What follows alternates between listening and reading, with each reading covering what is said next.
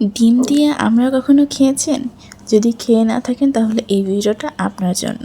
আজকে শেয়ার করব ডিম দিয়ে আমরা রেসিপি। তো দেরি না করে ভিডিওটি শুরু করা যাক। এই জন্য প্রথমে নিয়ে নিয়েছি পেঁয়াজ কুচি, তেজপাতা, এলাচ আর দারচিনি। এটাকে ভালোভাবে নেড়ে নিব। এরপর এতে দিয়ে দিব এক এক করে মশলা। প্রথমে দিয়ে দিব আদা রসুন বাটা, পরিমাণ মতো লবণ, হলুদ গুঁড়া আর মরিচ গুঁড়া।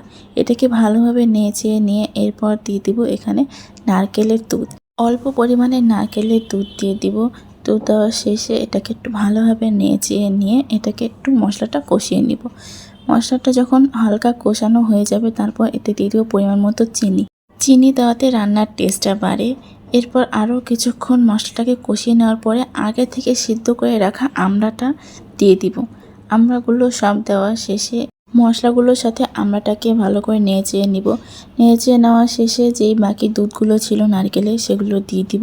সেগুলো সম্পূর্ণ দেওয়া শেষে আবারও একটু নেড়ে নিয়ে কিছুক্ষণের জন্য ঢেকে রেখে দিব। কিছুক্ষণ পর পানিটা শুকিয়ে এসেছে, এখন ডিম দিয়ে দিব।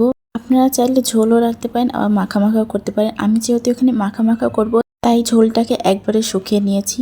এই পর্যায়ে রান্না প্রায় শেষের দিকে, ডিম দেওয়া শেষ। এখন এটাতে জিরা গুঁড়া দিয়ে কিছুক্ষণ নেড়ে রেখে তারপর পরিবেশনের জন্য নামিয়ে নেব। দেখুন এর কালারটা কতটা পরিমাণ মজাদার এসেছে, আর এটা খেতেও অনেক মজা লাগে।